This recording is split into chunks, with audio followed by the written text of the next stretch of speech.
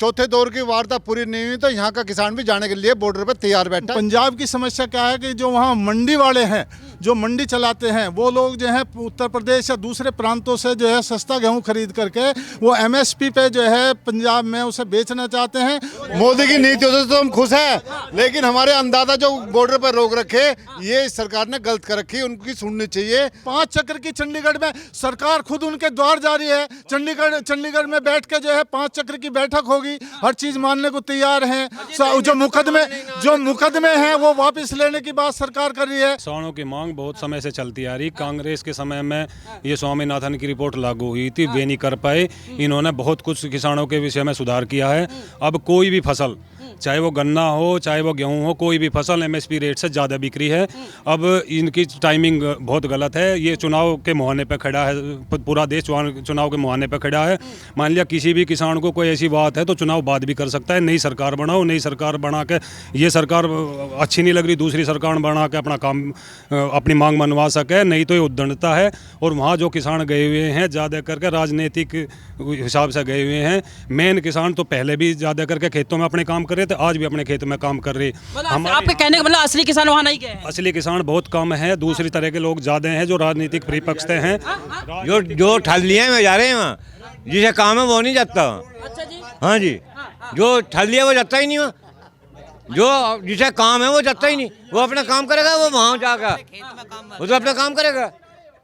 जो नीलो ठल्लिया वो जाएगा वहाँ, तो वो कहीं को जाएगा वहाँ जी। वो घंटे छोड़ेगा या वहाँ जी ईख बोगा या गेहूँ बोगा या पानी देगा। हाँ दे दे। ऐसा है, मोर्टार किसानों पे दागे गए पहले। किसानों को ना जब वार करी, किसान ने पहला नहीं करी वहाँ उन पर मोर्टार दागे गए और बुरी तरह से उनको पीटा गया। अच्छा, तो वहाँ कुछ अनऑथराइज वीडियो आ रही हैं। वो ये कह रही हैं, आप सुनिएगा ध्यान से, वो ये कह रहे हैं कि मोदी एक बार पंजाब से बच के निकल गया, अब दोबारा आके निकल के दिखाए। ये अनऑथराइज है। नहीं, वो तो गलत है। मोदी मारना है ना किसी को गलत है, वो तो हम मोदी को मारना नहीं चाहते। हम चाहते हैं अब किसान की मांग मंजूर हो, स्वामीनाथन की रिपोर्ट लागू हो, हम ये चाहते हैं। और हाँ, किसानों पर पहले बर्बरता करी गई, तब किसानों ने अपना रूप अख्तियार किया। किसानों के साथ गलत हुआ, इसलिए तो किसान इतनी बर्बरता पे आया। ऐसा है। ये कैसे हो जी? ऐसा है, चुनाव नजदीक आ रहे, ठीक है, कुछ तो किसानों ने करना पड़ेगा, कुछ तो उनकी मांग जायज भी है, कुछ उन्हें नेता भड़का रहे। राजनीतिक चुनाव है, चुनाव नजदीक आ रहे, लोग बाग अपने अपने काम पर लगा दिए गए।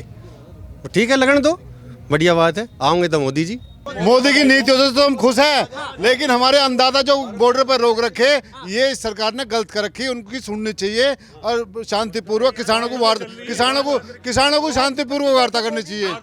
5 चक्र की चंडीगढ़ में सरकार खुद उनके द्वार जा रही है। चंडीगढ़ में बैठ के जो है 5 चक्र की बैठक होगी, हर चीज मानने को तैयार हैं। जो मुकदमे हैं वो वापस लेने की बात सरकार कर रही है, लेकिन जो असंभव नहीं है उस पर आप जो है उसे टारगेट करके उसे जो है बीच में लेकर के और आप जो है देश का अहित करना चाहते हैं, तो ये जो है न्यायपूर्ण नहीं है। राहुल गांधी की बात आज शाम तक मनीष तिवारी भी आ रहे हैं, अभी लेटेस्ट न्यूज है।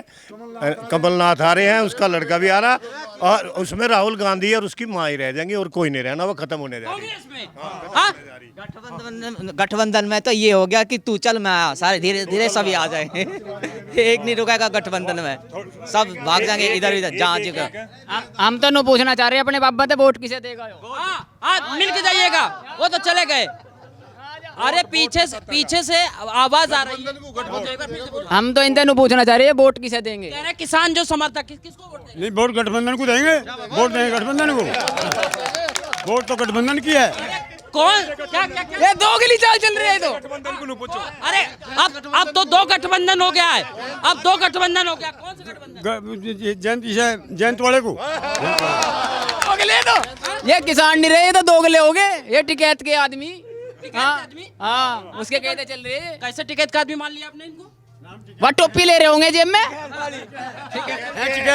टिकैत के भी हैं, जयंत के भी हैं, दोनों के हैं। हाँ, दोनों दो तो आरएसएस के भाजपा के एक जगह ये ना बिल्कुल सही है बात। RSS भाजपा ना तो अब जब वो ज्यादा दबाव सा पड़ेगा ना किसान यूनियन का, वो बीच में अपना काम काट कर समझौता करवा देगा। ये टिकैत की खासियत है। उन्होंने तो कह दिया। हाँ जी। उम्मीद है पांचवें दौर की जो वार्ता चल रही है और बॉर्डर पर जाने की जरूरत ना पड़े, इसमें पूर्ति हो जाएगी। आज उम्मीद लग रही है, आज की न्यूज है ये, आज निर्णय हो लेगा और ये किसान फिर घर लौट जाएंगे, फिर ये आंदोलन ना करे। केवल ये तो MSP में आंदोलन कर रहे और शांतिपूर्वक आंदोलन चाह रहे किसान, या तो सरकारी कौन उनको बहका रहा है? अगर वो शांतिपूर्ण चाह रहे हैं तो कौन उनको बहका रहा है?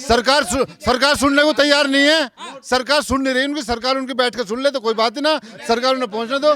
पंजाब की समस्या क्या है कि जो वहाँ मंडी वाले हैं, जो मंडी चलाते हैं, वो लोग जो है उत्तर प्रदेश या दूसरे प्रांतों से जो है सस्ता गेहूं खरीद करके वो MSP पे जो है पंजाब में उसे बेचना चाहते हैं और वो बीच में जो है ज़्यादा लाभ लेना चाहते हैं। उसका लाभ जो है किसान को नहीं जा रहा, जो बिचौलिए हैं वो जो है उसका लाभ जो है ज़्यादा ले रहे हैं। डॉक्टर साहब एक बात कर रहे थे, समर्थन लोगों का मिल रहा है उनको। एक बात ये बताइए कि कह रहे हैं कि सिर्फ पंजाब और हरियाणा, लगभग हिमाचल का आसपास का ही केवल किसान यहाँ बैठा है, यूपी का किसान नहीं है, और वो किसान, उनकी विचारधारा अलग है।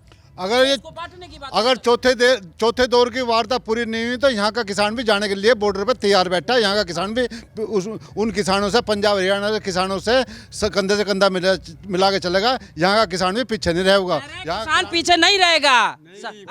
मतलब आज राजस्थान से 500 टन करा लिए हैं, राजस्थान से भी चल दिया किसान, और सभी तरह का सभी जगह जाएगा, हर तरह का, हम सब जगह जाएगा। उत्तर प्रदेश से भी जाएगा, वे सब नजरबंद किए हुए हैं। कह रहे हैं नजरबंद किए हुए। नहीं, देखो ऐसा है, किसान को लोकतंत्र में अपनी आवाज़ उठाने का हक है, लेकिन उस दंडता करने का अधिकार किसी को भी नहीं है। अगर किसान जो है वहाँ बदतमीजी करता है, तोड़ फोड़ करता है, पंजाब में देखिए पुलों को तोड़ा जा रहा है, वहाँ जो है जो सरकारी संपत्ति है उसको नुकसान पहुँचाया जा रहा है, तो ये तरीका जो है लोकतंत्र में मान्य नहीं है और इसे उत्तर प्रदेश की योगी आदित्यनाथ की सरकार किसी भी रूप में जो है वो साकार नहीं होने देगी। उनकी बात है वो धरना दें, कहीं भी जो है बैठें, शांति प्रिय, कितना ही लंबा धरना चलावें, कोई मनाही नहीं है। जिस टाइम कांग्रेस की सरकार थी और यहाँ सपा की सरकार थी, कोल्लू मार मुल्क के चले थे, गन्ना मिल नहीं लेते, कोल्लू पे 40-50-100 रुपए कुंटल का गन्ना कभी फालतू नहीं गया। आज सरकार चल रही, उसमें वो है शुक्र ताल में 450 रुपये कुंटल गन्ना खरीदा जा रहा है। कोल्लू वाले जो खरीद रहे 450 रुपये कुंटल, लोग अपनी सप्लाई पूरी करने के लिए गन्ना रोक के बैठे, जिससे हमारी सप्लाई पूरी हो जाए गन्ने की। नहीं तो पहले तो कोल्लू पे रेट 100 रुपये था, फालतू नहीं होता कभी, आज 450 का रेट हो रहा। ये सरकार की तो उपलब्धि है। हमारे सामान को विदेश सरकार ध्यान नहीं दे रहे किसानों को। नहीं, ये गलत कह रहे हैं। ये तो राजनीतिक फंडा है। जोन से ऐसा जोन सा जो कुछ कह रहे हैं उनकी भी मान लो, जोन से जो कुछ कह रहे हैं उनकी मान लो। ये तो लोगों बस सब हिटलर शाही सरकार है। नहीं, देखो आप ये देखिए, जो DAP है, यूरिया है, पहली बात तो यूरिया जो विदेशों में 3200 रुपये की पर बोरी मिल रही है, हमारे यहाँ जो है 300, 350 रुपये, 400 रुपये में वो मिल रहा है। तो ये इतनी बड़ी सब्सिडी जो है वो सरकार दे रही है, वो भी तो जो है सरकार को देखिए ना कितना किसानों के लिए जो है लाभ करिए। दूसरा आज 5 लाख करोड़ रुपए की जो है सब्सिडी जो है मोदी जी ने दी है। दूसरी बात है जो दुग्ध के मामले में जो है वो डेयरी के लिए जो है लोन सरकार दे रही है, आप जो है सब्सिडी दे रही है, 1 करोड़ तक का लोन दीजिए, 50 लाख का जो है वो जो है छूट दे रही है सरकार। तो किसानों को जो है उत्पादन बढ़ाने के लिए, हमारी बहनों को करोड़पति बनाने के लिए, उन्हें जो है उद्योग के लिए सरकार पैसा दे रही है। तो सरकार जो है बहुत सारे ऐसे कदम उठा रही है। और मैं फिर उसी पे आना चाहता हूं कि जो 3 कृषि कानून थे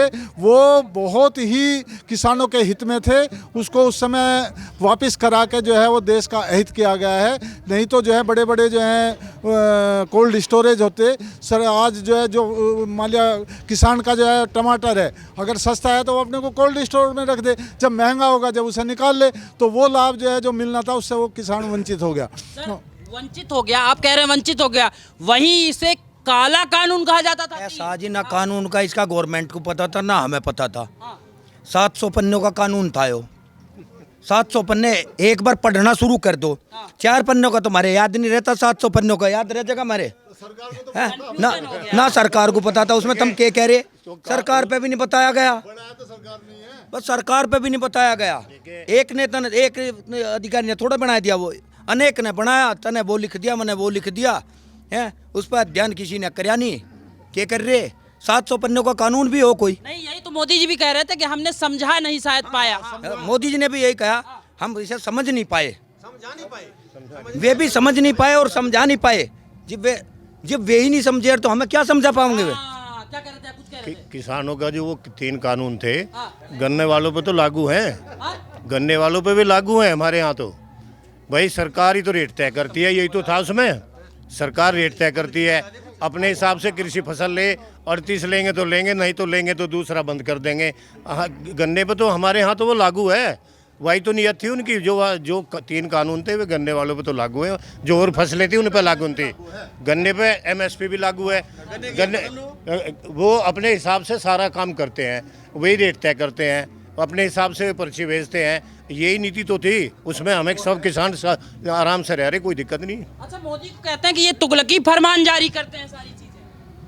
ये तो विपक्ष का एक ये तो कोई तो कुछ तो कहेगा। एक जो ये किसानों के कर्ज माफ करे जाए, इसमें एक पॉलिसी बहुत गलत है। जिसने एक भी किस्त जमा कर दी उसका तो माफ नहीं, मतलब जो देना चाह रहा उसका तो माफ नहीं, और जो ना देवा उनके माफ हो रहे थे, उनके तो होने नहीं चाहिए। कायदे में जिनने 1-2 किस्त माफ कर दी, जमा कर दी, तो उसका माफ होना चाहिए, और हो रहा उल्टा। जिसने एक भी किस्त जमा कर दी उसका तो होता नहीं, और जिसने एक भी किस्त जमा ना करी उनका माफ हो जा। पिछले इलेक्शन में भी लोगों ने ऋण ले लिया था, इसी चक्कर में माफ हो जाएगा। ये बहुत गलत नीति है।